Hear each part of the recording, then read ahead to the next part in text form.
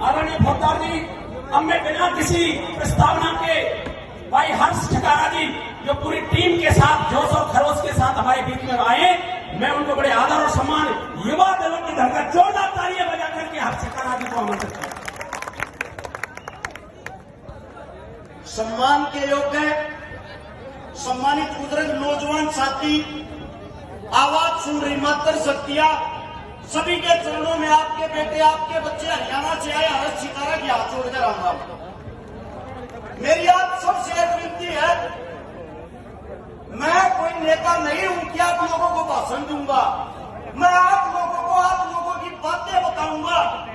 प्यार से आप लोगों ने सुन ली है, हाथ जोड़कर विनती है 2 मिनट तक किसी की आवाज नहीं आनी चाहिए। जो मैं बातें बताऊंगा मैं गारंटी देता हूं इतिहास के अंदर आप लोगों को आज तक ना तो किसी ने बताई होगी, ना अपने जीवन में किसी से सुनोगे। भाई साहब थोड़ी ही आवाज कम कर दो, भाई थोड़ी आवाज कम कर दो, धन्यवाद। हिंदुस्तान के अंदर महाभारत का सबको पता होगा। आप सोचते हो महाभारत एक हुई थी, आज मैं आप लोगों को बताऊंगा हिंदुस्तान के अंदर एक नहीं 2 महाभारत हुई थी, 2। अगर आप लोगों को पहले ही चेतावनी भी देता हूं, अगर ऐसे ईमानदार इंसान का जो आपके बीच में बैठा है नैन सिंह फौजदार, अगर ऐसे इंसान का आप लोगों ने साथ नहीं दिया, नोट कर लेना 2023 के बाद तीसरी महाभारत भी होगी। महाभारत बताता हूं कैसे 2 हुई थी। 1398 में एक तैमूर हिंदुस्तान को लूटने के लिए हिंदुस्तान के अंदर आया, जिसने 2 करोड़ आदमियों को मारा था, 2 करोड़ आदमियों को मौत के घाट उतारा था। आप लोगों को बताता हूं हिंदुस्तान के अंदर जब उस तैमूर ने एंट्री करी, जो आज के टाइम सैफ अली खान अपने बेटे का नाम तैमूर रख रहा है, उस तैमूर की बातें कर रहा हूं मैं। वो कितना बड़ा प्यारा था, कितना बड़ा करूर था। जब वो हिंदुस्तान की सरजमी पाया 9वें महीने की 24 तारीख 1398 में, हमारे सिख सरदार पंजाब उसको रोकने के लिए तैयार खड़े थे। 2.5 लाख आदमियों की सेना के साथ, हमारे सिख समाज की बहन बेटियों के साथ उस करूर हत्यारे में इकट्ठा करके 1 लाख आदमियों को एक बार इकट्ठा करता था और 1 लाख आदमियों को इकट्ठा करके उनके आदमियों को गज चूड़ी की तरह काटता था और काट के उनकी ऐसी जमीन पे घाल लगा के उनके ऊपर बैठ के आदेश देता था, जितनी भी औरतें जितनी भी बहन बेटियां हैं सबका मेरी आंखों के सामने बलात्कार करो। हमारी माताओं के साथ, हमारी बहन बेटियों के साथ वहां ये क्रूरता करवाता, अपनी आंखों से देखता, पहले बलात्कार करता, उसके बाद उनको तड़पा के मारता।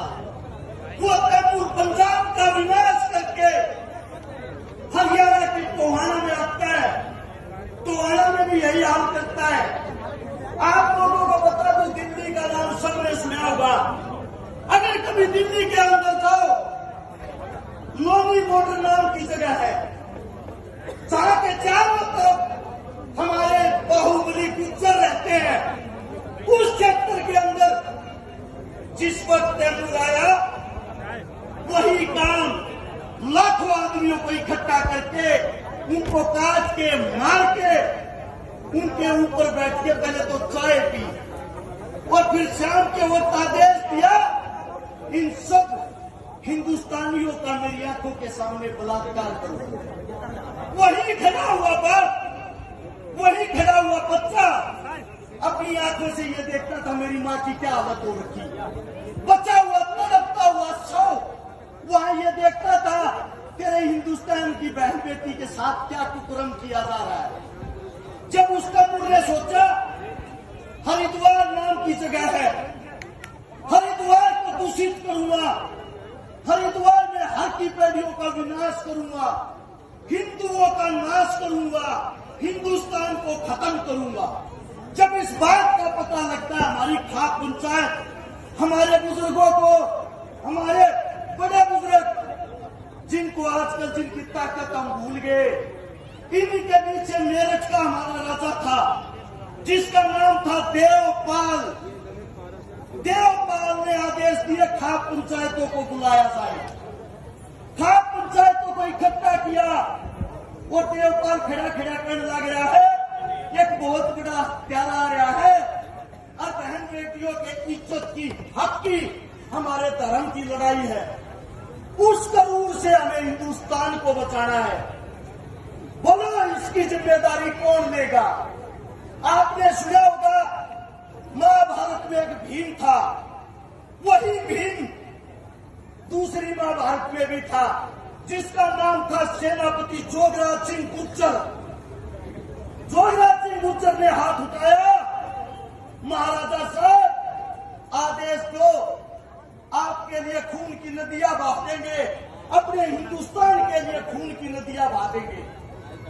उस जोगराज सिंह गुर्जर को जिम्मेदारी दी, ऐसे ऐसे तैमूर नाम का एक हत्यारा हमारे बीच में आ गया, उसको रोकना है। जोगराज गुर्जर ने कहा जब तक मेरे अंदर जान रहेगी, जब तक मेरे अंदर एक बूंद रक्त रहेगा, मैं मेरी मातृभूमि, मेरी मातृ शक्तियां, मेरे हिंदू धर्म के लिए लड़ता रहूंगा।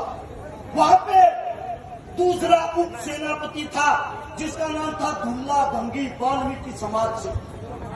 महाराजा साहब के सामने बैठकर अपनी तलवार निकाल के अपनी जान को काट के खून के छींटे महाराजा साहब के चरणों में देता है और कहता है जाति से वाल्मीकि हूं, दिल से नहीं। वाल्मीकि कितना ताकतवर होता है वो मैं दिखाऊंगा इस करूर हत्यारे को। और राजा साहब ये तलवार उस हत्यारे का खून पी के उल्टी मैदान में बढ़ेगी, वरना मैं आपके सामने कभी गर्दन उठा के शक्ल नहीं दिखाऊंगा।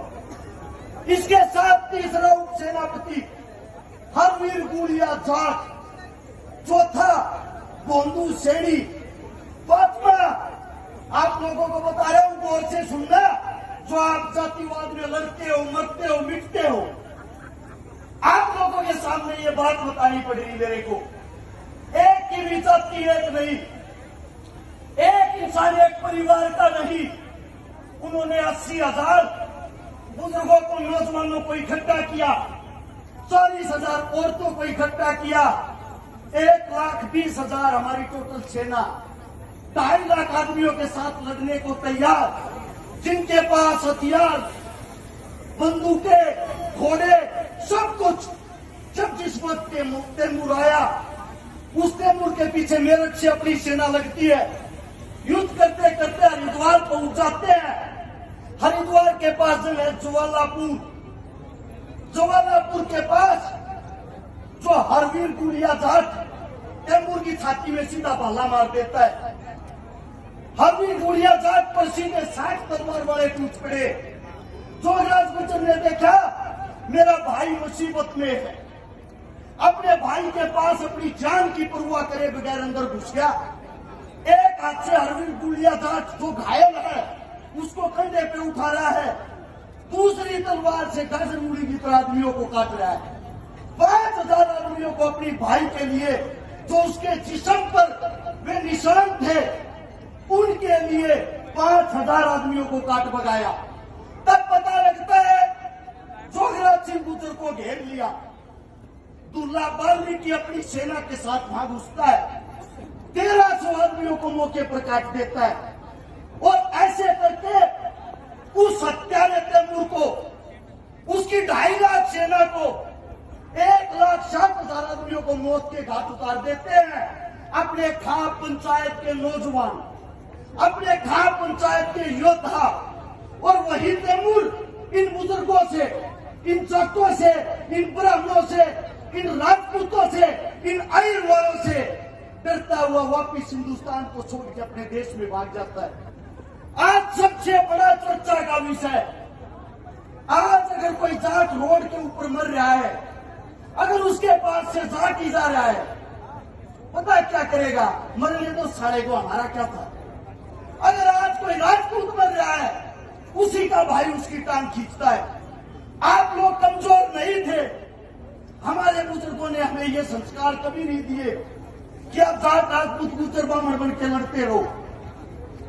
हमारे जितने भी बुजुर्ग अगर उनको पढ़ोगे, आप लोगों को पता लगेगा, जिन मुसलमानों को आप गालियां देते हो, जिन मुसलमानों को आप बुरे समझते हो, वो भी बता देता हूं आप लोगों को, यही मुसलमान उसी लड़ाई में उस तैमूर के खिलाफ आपके साथ कंधे से कंधा बढ़ाकर लड़ रहे थे। अब आप लोगों को मनाया जाता है, आप लोगों को फुसलाया जाता है कि मुगलों आए, मुगलों ने देश का विनाश कर दिया। मैं भी कहता हूं कर दिया, लेकिन मुगल हमारा मुसलमान नहीं था। जो तैमूर आया वो हमारा मुसलमान नहीं था। हमारे मुसलमान ने तो हमारे लिए शहादत दी है, जान दी है। आप लोगों को बताता हूं, ये राजनीति ओछी और घटिया राजनीति करने वालों को बताता हूं, हमारे को जातिवाद में मत बांटो, हमारे को धर्मवाद में मत बांटो। हम सबका भला करना चाहते हैं, सबके साथ भाईचारा करना चाहते हैं, सबको साथ लेकर चलना चाहते हैं। मैं आप लोगों को बता दूं, मेरे पिता तुल्ला समान मेरे सामने जो नेम सिंह फौजदार खड़ा है, इस हिंदुस्तान के अंदर 4000 प्रोग्राम मैंने अटेंड कर लिए, आज तक मैंने एक भी नेता का गुणगान नहीं किया है। उसका कारण ये है, ये नेता नहीं, ये इंसान है जो आप लोगों के लिए जान देने को तैयार है। और मैं ये कहता हूं, अगर इस इंसान के साथ गद्दारी होगी, अगर इस इंसान के साथ धोखा हो गया, अगर ये इंसान अब की बार भी चुनाव हार गया, आप लोगों को बताता हूं तीसरी महाभारत यही होके रहेगी। क्योंकि ये वही भीम है जो सबके सर पर भारी है। इसको पहचानो, जो आपके अंदर ताकत लेके आता है, जो आपके लिए दिन रात संघर्ष करता है, उसको कम से कम उसके संघर्ष की कीमत तो दे दो। और मैं हरियाणा से आया हर्ष चितारा एक बात कहता हूं, मेरे पिता समान, मेरे गुरु समान अंकल जी, आपके साथ तन से, मन से, धन से और दुश्मनों के लिए जरूरत पड़ेगी तो गन से, सब तरीके से तैयार है।